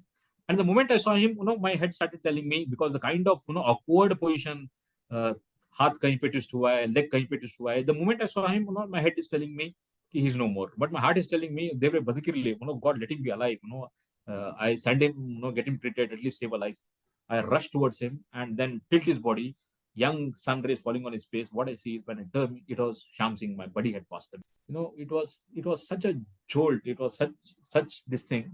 As look at the irony of the situation. The irony of the situation is, I, as a team leader, couldn't shed a tear to him. There are a full team looking towards me. If I, as a team leader, start crying, start shedding my tears, will my team not lose the will to fight the war? Am I there to motivate them, or I am there to demotivate them? If I start crying, no matter how close that person was, for me, every soldier is equally important. He being my buddy, he was there with me throughout. He was my shadow. That care and concern will always be there. But I cannot shed tears. I cannot show that kind of weakness in front of my soldiers, in front of my team.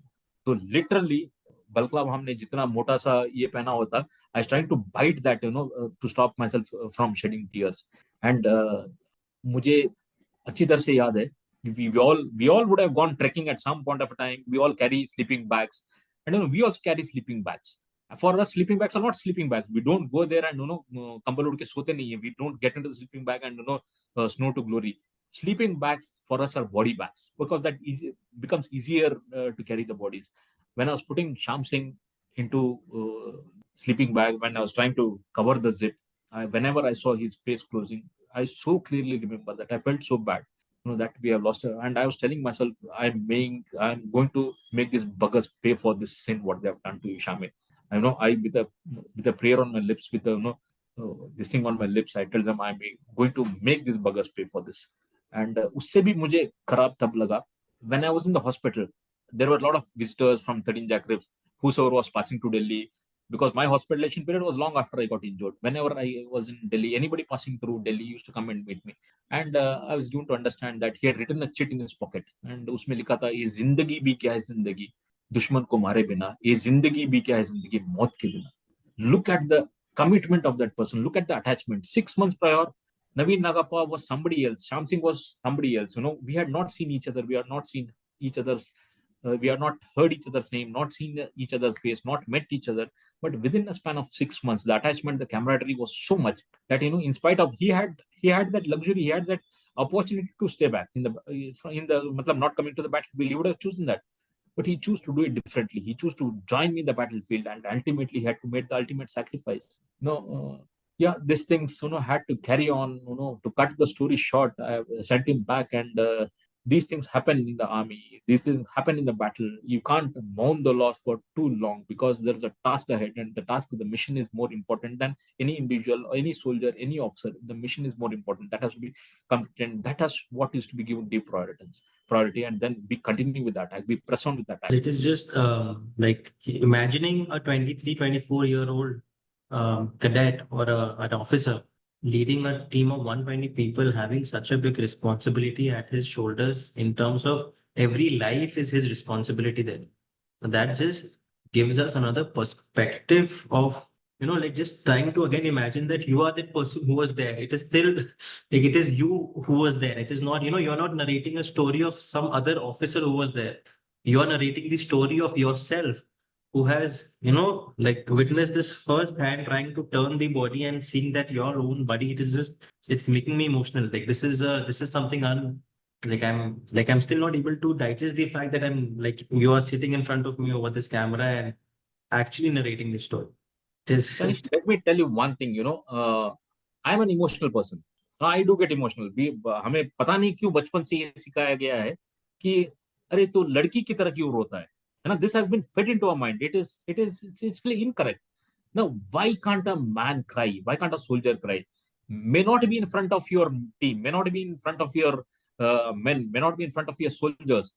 But yes, I had lived a life which I wish upon no one.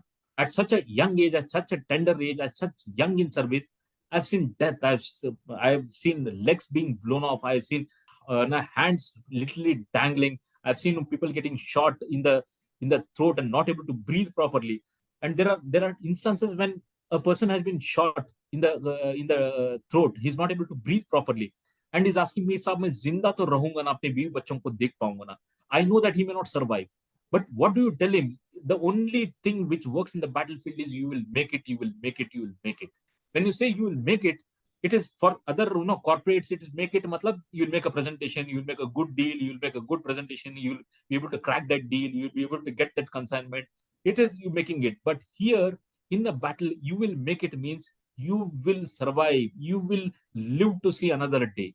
I have to tell so many people that there was a person who got shot in both the legs. There was a shelling which had happened, and both his legs were I don't say it's chopped off, but heavily damaged. And he's telling me, when I'm trying to put him on a stretcher and trying to send him down, he says, "साहब मुझे माफ कर देना, मैं आखिर तक मैं आपके साथ नहीं लड़ पाया." तो ये सब देख के लगता है कि यार, मतलब ऐसा क्या है आर्मी में, ऐसा क्या है इन सोल्जर्स में कि मतलब they are ready to sacrifice everything for the nation.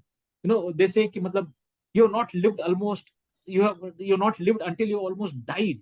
You have not lived a life until you almost died. I have seen death at a very close quarter. I have seen people dying in front of me. I have seen people, almost on the verge of dying in front of me, trying to somehow stage them, trying to, somebody has intestine, stomach has been trying to put that intestine, trying to, tie the bandage. It is tough. War is tough, but when it comes to your doorsteps, you might as well face it, because if you're not going to kill the enemy is going to kill you. It's either you or he. So the famous, what I remember always is the famous saying which goes, I don't know, I'm missing out on words. I'm probably transport to that era. It's difficult. It's really, when you get absorbed, when you get taken back to that field. We lost an attack on 4th July. I got hurt on 7th July. So those 60 odd hours in the battlefield, it's hard to explain. It's only for a person who has experienced it, person who has been there, done that. Talking about that, it's difficult. Imagine, sitting there after 24, 25 years talking about it is difficult. How difficult it would have been there, facing this circumstance, going through this, seeing it in front of your eyes. It was tough. Wow. So I just even I am at loss of words. Was there a feeling of victory after the capture of that point? Was there a point, because you were dealing with losses as well, you were dealing with a very personal loss of your own body? What was the post-match, sir, of that? Like, was there a feeling of victory? Let me take it forward. We launched an attack on 4th July evening. I narrated the incident of 5th July. For us, every inch was important. We kept on moving, from one bunker to another bunker. Somebody's giving me a covering fire, and I had to move towards the other bunker so that we occupy that. Inch by inch, bunker by bunker, sangad by sangad. We are trying to move as closer to the final objective as possible, because The final objective was heavily guarded. There are a lot of people there. And we kept on moving like this. It took us time, the enemy sitting on top, we are exposed, they are, well covered. To negotiate that, to neutralize them, occupy that, sanitize that, make that as a foothold, then launch an attack again. It was a very difficult task. It was taking time because there was no way they are going to let us walk.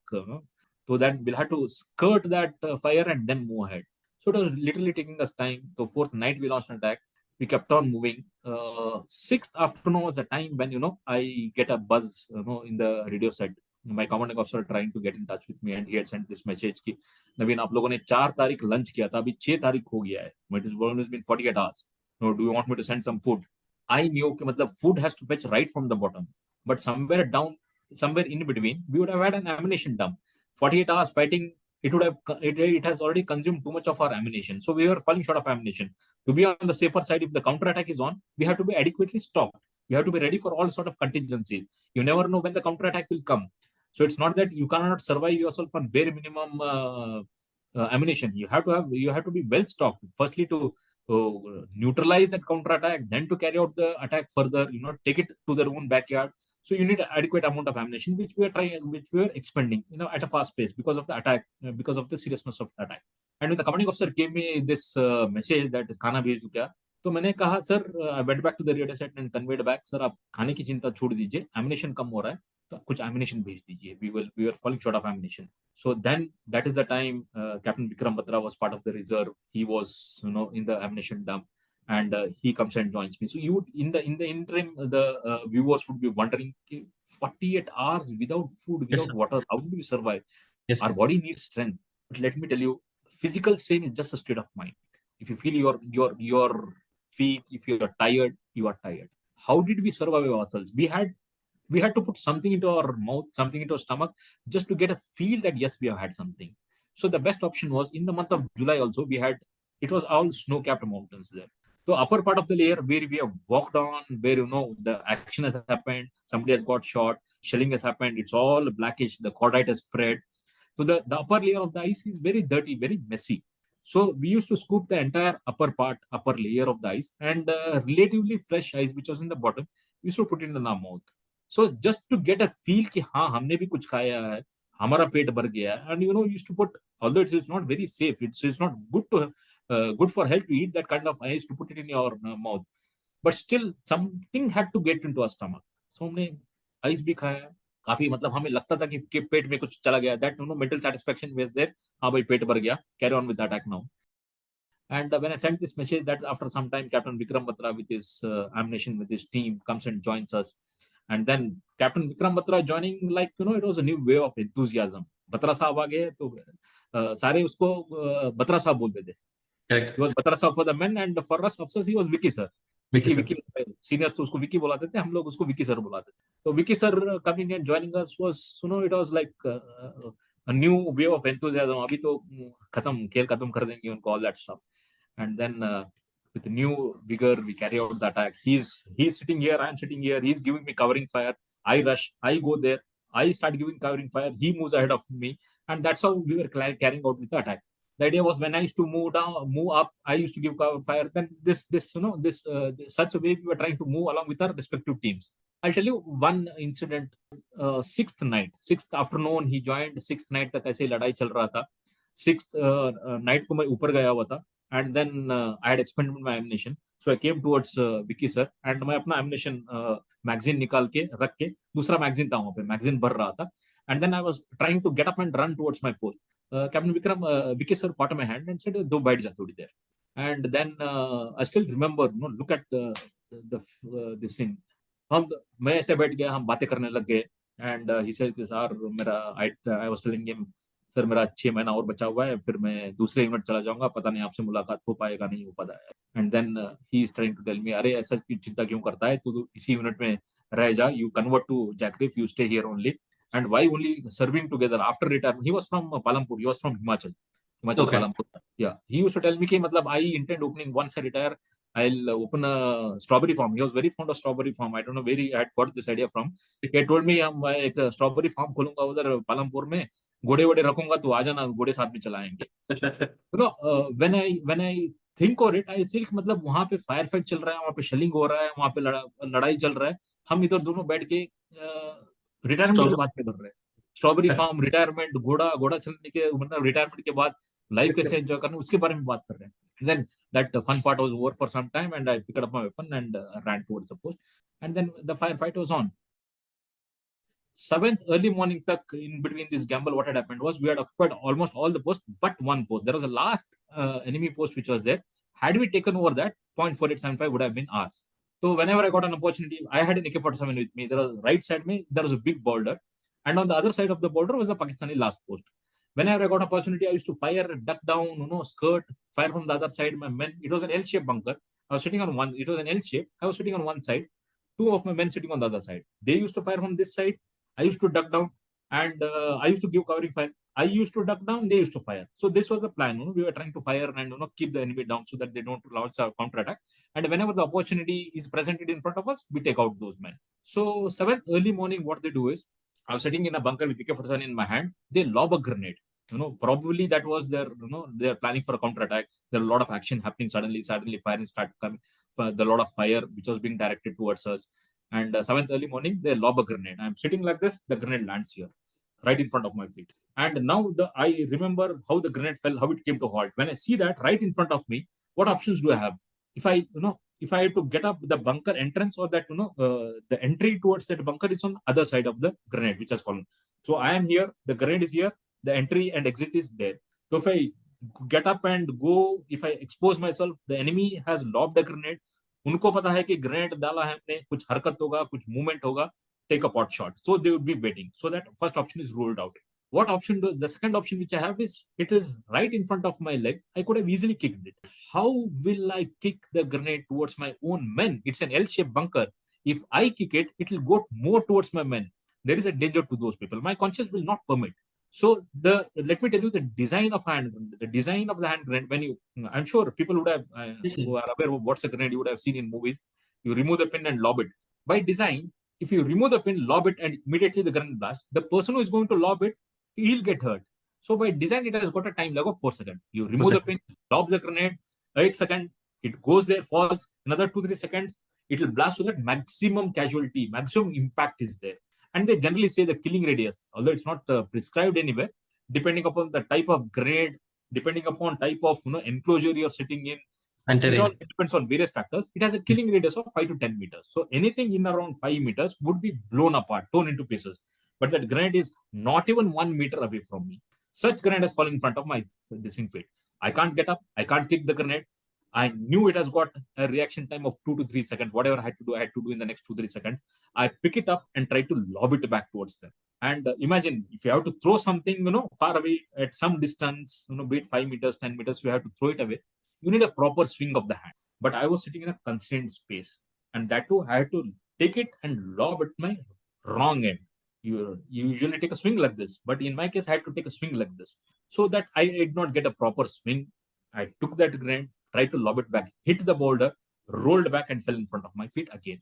So out of those 4 seconds, probably I would have lost 2 to 3 seconds, and just about 1 or 2 seconds to go. You will not believe, I'm not dramatizing. I have seen death at a very close quarter. I remember how it hit the boulder, how it rolled back, how it fell, how it came to a halt, the kind of sound it made, the spring, the lever, the spring, how it came to a halt.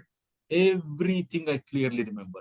For everybody else, extraordinary circumstances, extraordinary things happen during extraordinary circumstances. You tend to do extraordinary things during extraordinary circumstances. I'm not dramatizing it. Even a second is a huge time. It's a fraction of a second the reaction is there. When that grenade rolled back, I knew 2 to 3 seconds is what is my life is left. After that, Naveen will be no more. It was like everything started flashing in front of my eyes. It was my childhood, my school, my parents, my brother, my sisters. It was, my postmates. Everything started flashing in front of my eyes. I am trying to tell myself, Naveen, you're not going to survive. The moment the news of your death reaches your parents, they will be devastated. But imagine you sitting here and the grenade blast, the entire upper part of the body will be blown off. What will they send back Naveen as? The blown off parts, some muscle pieces, some bone pieces put in a gunny bag and sent home. Will my parents ever excuse me? should I not give them the opportunity to see my face for the last time? So that was my concern. That was the only prayer on my lips. I prayed to God, oh God, let my face be intact so that at least my parents can get to see my face for the last time. And with this prayer on my lips, the bunker, the boulder which was there, and the sangal end which was there was a small gap, and I jumped towards that. And the moment I jumped towards, my upper body gets behind that boulder. However, the legs, I did not get have enough space there. My legs get exposed. And before I had come to rest, before I could rest my head, the grenade takes off. It was such a huge intensity blast. For the next 10-15 seconds, I did not know whether I'm dead, whether I'm alive. I was in a state of hallucination. The bunker which I was sitting in had collapsed. There was dust all over. There was smell of cordite. There was smell of burnt flesh. There are right side boulder which was there. All there were blood stains over there. And all I could make out, what happens is, uh, if you're in a full senses, you are proper senses. If it's not a, if it's a major minor injury, if it's not a major injury, if it's not a shock, the pain will immediately reach the brain. If you आप अगर कोई गरम इस पे पतीले पे गरम इस पे अगर हाथ रखते हो, तो immediately the pain will reach the brain and you will take out your hand. But when a blast is there, you don't know. Nothing comes to your mind. The pain doesn't reach your brain. You don't know whether you're dead or alive. What I could make out in those 15 seconds later was the enemy had launched a counterattack. They were rushing towards us. They are coming towards us. The first thing before I could realize I'm alive, I'm trying to see what's happening, whether I'm dead, where am I? I'm trying to see. What I see is one of my soldiers running towards me, firing towards the enemy. He's standing right in front of my bunker. And he says, the first dust was just settling down. The first thing when I sense is he's standing there and he's saying, Naveen, tu darna nahi, main aa gaya hu. My full name is Naveen Anaberu Nagappa. Anna Beruka, they used to call me Anna Anna. He's standing there and telling, Anna, tu darna nahi, main aa gaya hu. And the moment I heard that, Anna, tu darna nahi, main aa gaya hu, the first thing which came to my mind was, I am alive. And I opened my eyes and see Captain Vikram Batra standing in front. And once I saw him, I realized, Naveen, you're alive. My team down there had come to know that Naveen साहब को चोट लगी है. They started firing. Captain Vikram Batra, Vicky sir was firing towards the enemy. So मुझे पता नहीं कहाँ से आया. I saw, I was trying to sense कि what is my environment, where am I? And then I see my AK-47 lying towards my left. I picked up my AK-47 and started firing towards the enemy. Vicky sir was also firing. My team was also firing. Somehow we managed to stall the counter attack. And वहां से once we stalled the counter attack, he held my Captain Vikram Batra drags me out of the bunker because both my legs have been injured. My bunker has collapsed. There was dust all over. He drags me out of the bunker, and he drags me good about 10-15 meters. He drags me, and then he tells me, "Naveen, tu jaake niche treatment le le. I'll take the battle ahead." If you have seen this movie Sher Shah, Sher Shah movie, it's a biopic on Captain Vikram Batra. Yes. उसमें this scene has been captured. They show कि how we get injured, the grenade blast, how he rescues me. And finally, he's telling me to get myself treated. And I'm trying to tell him, sir, मुझे नीचे मत भेजो, मुझे लड़ना है, sir, मुझे लड़ना. I don't know what utility I was there, how I could take the battle ahead. Because both my legs are injured, I was not able to look after myself. I would have bled to death. There was no way I was going to, that the intention was I wanted to stay there because I had promised my men that I'll be along with you till the last. So that's the intention. I didn't want to go. But Vicky sir, he was my senior. He said, Naveen, you are going to get yourself treated or we are going to call off the attack. And I realized there's no sense in calling off the attack. Although he wouldn't have done that. It was just to ensure that I go down and get myself treated. But I thought it's better to go down. I started crawling and our fists met and he gave a tap on my back. He started moving up and I started moving down. I started crawling. I crawled about 150 meters because that stretch was exposed. Nobody could, walk up to me, pick me up and, start moving because the enemy was still firing was on. So I had to crawl 150 meters. I crawled. And once I turned back and see the place where I've all crawled, I could see the blood marks, my legs dragging, wherever I have dragged, the ice had given way there. I could see the blood stains there. I get behind a boulder, try to see what's the extent of injury. It was pretty bad. I couldn't make out where all the injury was there. And my right leg was literally dangling like this. One of my Jawan comes and picks me up like a gunny bag. And he is running from one boulder. He's trying to rescue me. He's trying to take to me a distance where it is. We are away from small arms fire. He wanted to take me away and then I had to be carried on a stretcher. He's picked me up from like a gunny bag. He's running from one boulder to another boulder and then falling down there. Trying to take the cover because the exposure time has to be minimum. He takes, runs, and drops himself along with me because the enemy is firing. I could see the enemy firing. I could see the fire. The bullets entering the eyes getting scattered. I could see that. In that time also, I couldn't realize, whether what's possible, what's impossible. My leg was dangling. I was trying to look back and see मेरा पैर cut के नीचे तो नहीं गिर गया. If that had happened, my intention was to carry that leg, and when I go down, I wanted to ask the doctor to stitch it. That was the state of mind, kind of mind I was in. No, I was not realizing what's practical, what's possible, what's not possible. Matlab, with this, he carries me for quite some distance away from the small arms fire, and then I was put on a stretcher, and then they started my descent. I got hurt early in the morning. 7 July, I got hurt in the morning. By the time they brought me down, it was late in the evening. The doctor saw me. I still remember the doctor saw me, and he said, "It's a miracle, Naveen, you have survived." The earliest, there's too much of blood loss, there is too much of infection which is spreading in the legs. The earliest possible opportunity will have to send you to Srinagar. The earliest possible opportunity is tomorrow morning when the first light helicopter will be here, they'll take you to Srinagar. With that, they put an injection to me, put a sedative, and then I went off to sleep, not realizing what's happening in the battlefield. Next day morning, I wake up, and then they gave me my nursing assistant helped me brush my teeth, and then I was put on a stretcher, and the stretcher was loaded onto the helicopter. My nursing assistant was along with me. The helicopter takes off. We start moving towards Srinagar. The pilot was told that he should not fly very high because there are chances of shelling, because not all the features were cleared in the vicinity. The helicopter flies, take off, start moving towards Srinagar. At some distance, my nursing assistant woke me up, and he says, quote unquote, he says, "साहब doctor ने उठने से मना किया हुआ है, but वो देखिए 0.4875 पे तिरंगा लहरा रहा है." It was music to my ears. It was such a fantastic feeling. It was such a wonderful feeling. I felt mission has been accomplished. The task which has been given to you has been completed. It does not matter whether you live, whether you die. Naveen, you have created history. You have left a small legacy. No matter how small, how big, whenever Kargil War will be spoken about, whenever 4875 will be spoken about, Captain Naveen Nagappa will also be remembered, albeit in a small way. I was very happy, mighty thrilled, glad, that the mission. Not a small way, sir. Not a small way. Not a small way at all. Please continue. That was a thought process that, whatever way it was, people will remember me. I couldn't resist myself, although the nursing assistant was advising me to sit because, the extent of injury, the back injury, nothing was known, clearly known till the X-ray was made. Seeing the Tiranga there, do you remember that visual of? Yes. The helicopter had flown to a distance wherein we were not parallel to that hill feature. We were below that. On top of that, I could see the hill feature. And I sat on the stretcher, saluted, and I was trying to lie back. I couldn't sit for more because my back was already aching. When I was lying back, the nursing assistant again said, "Saab, iske liye humne कीमत चुकाई है." He said, "We have to pay a big price for this." मैंने कहा, "We call him Ustad. Ustad, हमने क्या कीमत चुकाई है?" He said, "साहब, Captain Vikram Batra नहीं है."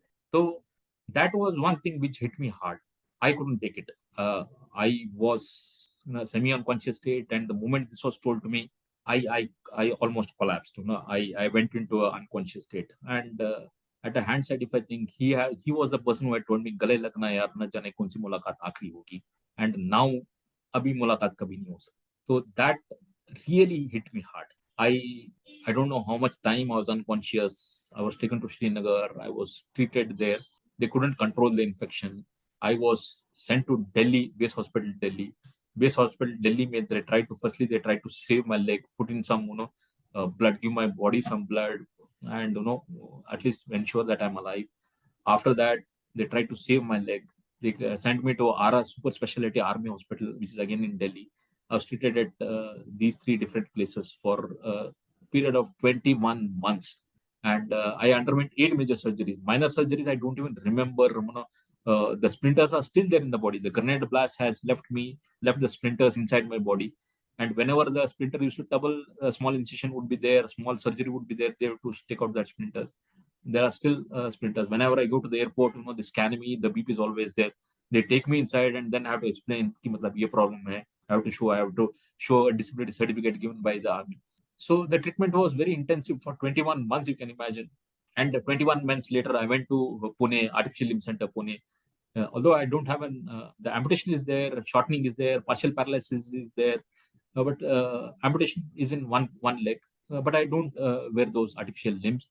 But then, since the weight was not to be transferred to the legs because of the extent of injury, the weight was to be restricted knee and above. So the shoes given were up to the knee. The entire load, instead of coming onto the foot, it was to come on the knee.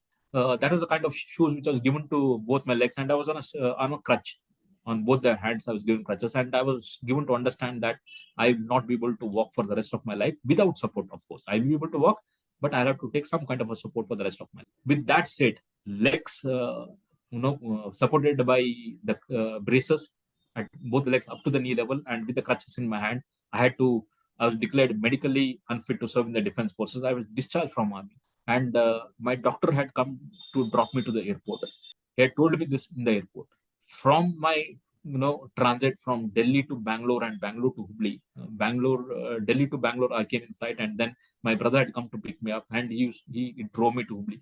During this entire journey, there was only one thing in my mind. All I wanted in my life at that point of time was to be independent. I just wanted to ensure that, long way ahead, I was 25, 26 years old then. By conservative estimate, another 25, 30 years to live. I didn't want to live that life as a handicap. I was a dependent, as a burden on somebody, be it my parents, be it to the society, be it to anybody. My conscience will not permit me to be dependent. People may like it, people may not like it, people may support me, people may not support me. My parents will be there till the time they are there to support me. My family will be there. But I, as an individual, wanted to be independent. Trust me, I put myself through a lot of grind. अगर आधे घंटे का अगर मैं physiotherapy करता था तो रात को नींद नहीं आता because of the intense pain which I had. But I never gave up. I put myself through a lot of grind, a lot of physiotherapy, a lot of exercises, and God has been very kind. Probably the deeds of my parents, the blessings of my seniors, elders. There came a time when I gave up one crutch, one brace, the second brace, second crutch as well. Today, I drive. I love driving. I play golf. I do yoga. I live life to the fullest. Uh, yeah, that has been my journey. And to if I see, look back and see, as I made a mention that I've lived a life which I wish upon no one. But given an opportunity, I would like to relive this life. What a life I have lived. People call me unfortunate. How unfortunate you are, Naveen. You trained for 1 year, served for 6 months, almost 2 years in hospital, and handicapped for the rest of your life. But I look at it another way. I call myself the most fortunate person. Now, where will a person get to do within 6 months whatever he wanted to do in his life? No, in the entire life, if I count those 6 months, what I served in the army, what I did in the Kargil War, probably I was destined to do that. Where will I get an opportunity to fight alongside two Paramvir Chakras awardees? Where will I get an opportunity to contribute to the nation? Where will I get an opportunity to fight at those icy peaks? And let me tell you one more thing, the last thing. I got hurt on 7th July 1999. Captain Vikram Batra's martyrdom was also on the same day. For the next 20 years, I did not muster the courage to go back to Kargil War Memorial. There are a lot of invitations, a lot of people who had called me on Kargil Vijay Diwas to visit that memorial so that I can be felicitated, I'll be taken around, I'll be shown. I didn't muster that courage because I did not know how am I going, when the tombstones are laid down there, when I see my man's name on that tombstone, how will I react? I didn't want to face that. I was not ready to face that. But 20 years down the lane, on 7th July 2019, I had to go there. Before that, we had planning was there. My commanding officer, General Y.K. Joshi, was Lieutenant General there. He had called me and he personally made me a call and that you will come this time. So we went there on 7th July, 20 years later, 7th July 2019, 20 years on the same date. The entire team of Jackrip, who had actively participated in the war, we were all taken to 487. We were all flown on a helicopter at the same spot where I got injured, at the same spot where Captain Vikram Batra made the ultimate sacrifice. When I stood there, when I saw at 16, 17,000 feet the tricolor fluttering so majestically high, when I stood there, when I felt, Naveen, you're also a cause for this flag to fly so high. When I saluted that, I felt, Naveen, you have lived your life. There's nothing to look forward. After that, I just didn't want anything in my life. I felt that whatever you wanted to see, whatever you wanted to live, you already lived that life. So the pain, the agony, the suffering, the hospitalization, the injury, all set aside. If I balance all those, I would like to relive that life. Thankfully, God has been kind to me, and God has given me this life, and yes, loving it to the hilt. I think I think we are indebted to you, sir. I think that like being indebted to you will be a very an understatement that the the entire world 1.1, 1.2 billion people of us, we are indebted to people like yourselves because of whom we have so we can watch movies like a Shersha or a Border or a Laksh or a Kargil or whatnot, and we can come out and get like live that 15-20 minutes feeling of pride and patriotism, but that will never ever ever come close to 0.1% of what people like yourselves have done. And today, a person he might know about it, or a person like us, we might be conscious about it. But even then, sir, I cannot. Like today, sir, like I can just say I have a small fracture on my left leg, and like that, like and we know what you narrated. Like there is no, there is literally, sir, like no comparison in terms of Everybody fights his battle. so there is Everybody battle so in a small there way. is definitely sir, no comparison. And I don't know, sir, what sir, we have done a lot of podcasts till now. I have never been, with all honesty, so engrossed in a podcast wherein I don't even feel like blinking and missing a single sentence or a phrase. It has been so engaging, sir. And I Honored. think our audience, we would like to convey this story in the most beautiful manner. Sir, I will personally edit this video and we will really communicate this story in the most beautiful manner because So nice of you. All I want is, I let me put another word into this. Since that you have made a mention, you want to bring the best out of it. My intention, what I feel, if I look back and see, as you told in the beginning, 527 soldiers sacrificed their lives. I could have been 527 plus one. I could have been 528, but probably God has saved me with a purpose. The purpose is to get the stories back, to make the public understand the pain, the suffering, the agony of a soldier, what soldier goes through. So that, unless the people are made aware, they'll not realize or they'll not respect the kind of freedom they're getting. It's not that they don't want to respect, it is just that the lack of awareness is there. correct. It's incumbent upon you and me to showcase the activities, the bravery, or the task which was performed by the soldiers. And what apt occasion you have chosen, 25 years, it's a wonderful tribute what you're giving. I'm sure you'll come out with a good video, you'll come out with a good collection, and you will make the citizens realize So what we even have the gone through. proceeds from the collections are they're going to the family for the welfare of the families. We are not aiming to earn. So we have the opportunity of being able to supply to the defense forces. When we are doing that, so we don't mean to earn from So this wonderful. from this cost, sir. And so once again, sir, I would like to really thank you for that. And as a last word, sir, I just want you to give one message to the youngsters or a 23-year-old or a 24-year-old person who is delusion, who does not know. So currently, sir, in India, unfortunately, the rates in which people are taking their own lives have really increased. Be it students studying engineering, students not being able to live up to their parents' expectations, students. So I think giving up of life has become a very easy thing which people are choosing to do. And Paripastu is someone like you who has fought for his life. And so one message to keep the youngsters motivated, sir, in the today's day and age. And like what would be that your parting message? See, my parting message would be, giving up is an easy option. Once the Kargil War started, you know, can you imagine the kind of setbacks we had? Yes. The entire stretch of NH one way, of course, in pockets, was fully exposed. The enemy was taking a pot shot. We were not able to move the army convoys. That means the ammunition could not be fed ahead, the food could not be fed ahead. There was shelling which was happening. Before we could launch any successive attack, one fighter aircraft led by Flight Lieutenant Nachiketa was shot. Flight Yes. Lieutenant Nachiketa was taken as prisoner of war. Yes. Next fighter aircraft was flown by Squadron Leader Ajay Ahuja. Right. That was also shot. He was captured and tortured to death. A Mi-17 helicopter was flown, in which that was also shot by a Stinger missile, and 4 persons along with that helicopter were charred to death. Before we could gain any successful attack, some 27, 28 lives we had lost. An ammunition dump which was there, the ammunition dump was targeted, it was shelled, it was bombed, and it was burnt into ashes. with such kind of setbacks, the enemy sitting fortified in the bunkers, what was our chances of winning? Just think over it. What was our chances of winning? Giving up was an easy option. What happened for the next 50 odd days, ladies and gentlemen, was a saga of grit, determination, bravery, and sacrifice, but ultimately resulted in every feature being taken back from the enemy. And every feature which was occupied by the enemy were driven out from there. And when the ceasefire was declared, we could have hunted them like dogs, but we did not do that. We gave a free passage to them. Let me conclude by saying, I told you what happened to Lieutenant Saurabh Kali and his teammates, the kind of inhuman torture for 21 days which was given to them.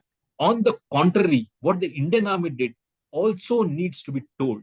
If you go on YouTube today and search for 4875 Kargil War, Yes, sir. what you will find is my commanding officer, General Y.K. Joshi, General Y.K. Joshi, standing there on point 4875, and the enemy bodies which the Pakistanis refused to take back, they were buried with full honors with their national flag laid on their bodies as per their customs and tradition. We buried them. Indian Army just does not win because we are superior in number, we have better technology. We win because we are morally and ethically correct. Your way should be morally, ethically correct. Never give up. I'm sure one day you will reach a stage where standing on 4875, seeing the tricolor, I felt I lived my life. I wish each one of you dream such kind of a dream and live, work, work towards the day when you realize your dream and feel that you lived your life. That's the message I would like to. Thank you, sir. On that note, I would once again like to really thank you for addressing our audience, and I'll just stop the recordings. Thank you so much. Thank you.